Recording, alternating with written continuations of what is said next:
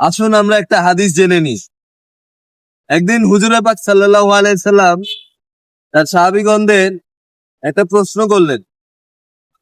তিনি বললেন, তোমরা কি রাতে 1000 আয়াত তেলাওয়াত করে ঘুমাতে চাও? তখন কোন সাহাবীগণ হাত তোলেনি।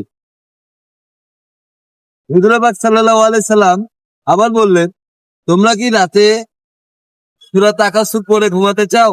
তখন সাহাবীগণ হাত তুলেছিলেন।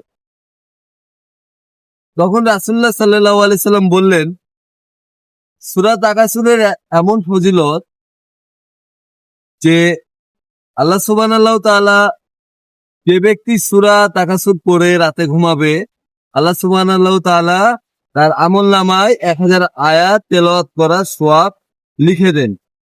তো সুবহানাল্লাহ। তা আসুন আমরা আজ থেকেই রাতে সূরা তাকাসুর পড়ে ঘুমাই। সবাই বলি ইনশাআল্লাহ।